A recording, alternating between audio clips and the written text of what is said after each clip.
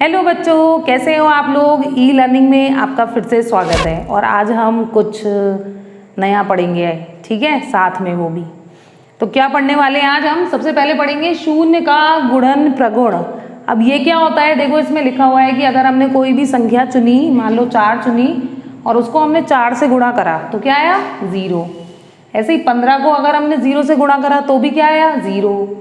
22 को गुणा करा 0 से तो भी क्या आया, 0। अच्छा, इस बात से एक बात समझ में नहीं आई होगी आपको कि ये 0 0 क्यों आ रहा है। तो इसको एक देखो समझाती हूँ अच्छे तरीके से। जब भी आप पहाड़े शुरू करते हो, कहाँ से शुरू करते हो, देखो 2 से शुरू करते हो, है ना। 0 और 1 का पहाड़ा नहीं पढ़ते हो। अब 0 और 1 का पहाड़ा नहीं पढ़ते हो, वो दोनों चीज़ें इसी वीडियो में है आज। कैसे, देखो अगर 0 का पहाड़ा होता तो उसकी कुछ ना कुछ संख्या होती, तो 0 के पहाड़े में ऐसे समझो कि सारी संख्या क्या होती हैं, 0 ही होती हैं।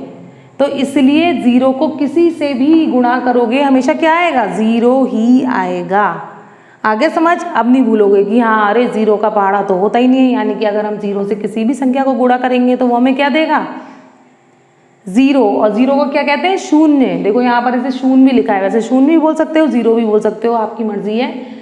तो इससे हमने क्या सीखा, देखो ये था गुणन प्रगुण। इसमें ये था कि अगर किसी भी पूर्ण संख्या और शून्य का गुणनफल करते हैं हम तो सदैव शून्य ही होता है, मतलब 0 ही आएगा। अब देखो बात आई 1 के पहाड़े की, है ना, क्योंकि मैंने कहा था इस वीडियो में वो भी आएगा। अब 1 का पहाड़ा भी नहीं बोलते आप, अगर लेकिन 1 का पहाड़ा बोलोगे तो क्या आएगा, देखो 1 को जिस संख्या से गुणा करते हैं केवल वही संख्या आती है। जैसे 1 एकम 1, अच्छा 2 एकम 2 करते हो आप तो देखो 2 आएगा। 3 एकम करते हो तो क्या आता है, 3। मतलब अगर हम 1 को किसी से भी गुणा करते हैं तो वो क्या देता है, वही संख्या देता है। और यही हमारा गुणन का तत्समक अवयव है। सिर्फ नाम बदल दिए, चीजें वही हैं जो आपने पढ़ रखी हैं। तो देखो गुणन का तत्समक अवयव क्या हुआ कि अगर 5 को 1 से गुणा करोगे तो क्या आएगा, 5। ऐसे ही अगर 8 को भी 1 से गुणा करेंगे तो भी क्या आया, 8। 17 को करा तो भी 17, 15 को करा तो भी 15। तो तत्समक अवयव क्या होता है, ये वो संख्या होती है कि जिसको किसी संख्या से गुणा करें तो उस संख्या की जो वैल्यू है या जो संख्या है वो नहीं बदलती। देखो जैसे अगर हम 5 को, ऐसी कौन सी संख्या है जिससे गुणा करें कि 5 ही आ जाए, तो वो 1 है। इसीलिए ऐसे यहाँ पर देखो 8 को हम किससे गुणा करें कि 8 ही आ जाए, तो वो कौन सी संख्या हुई, 1। तो 1 को पूर्ण संख्याओं में गुणन का तत्समक अवयव कहते हैं। तत्समक अवयव का मतलब वही है कि उसको अगर हम किसी संख्या से गुणा करेंगे तो वही संख्या वापस फिर से आ जाएगी। आगे समझ में अच्छे से। अब देखो एक और, यह है गुणन का साचर्य प्रगुण। अब देखो इसमें क्या था, जैसे हमने योग का साचर्य प्रगुण पढ़ा था पहले, तो उसमें हम टॉफी खरीदने गए थे, 2 लोग गए थे पहले, 2 लेके आए, एक 3 और एक 4। तो ऐसे ही गुणा में होता है कि अगर आप कोई भी 3 संख्या चुन लो, जैसे 3 4 5 ले लिया आपने, तो आप इसमें चाहे, देखो पहले मैंने क्या करा, 3 को बाहर रखा और 4 5 को एक साथ रख लिया।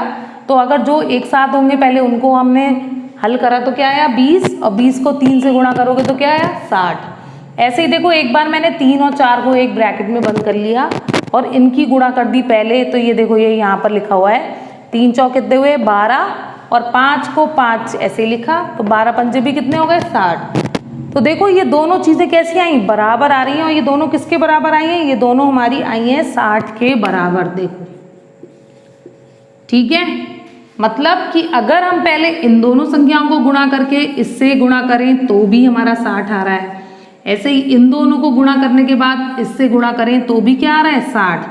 तो इससे क्या सीखा हमने, इससे हमने ये सीखा कि अगर हम 3 संख्याओं को गुणा कर रहे हैं और उनको आगे पीछे कर देंगे, उनका क्रम बदल दें गुणा करने का, तो भी हमारा गुणनफल वही रहता है।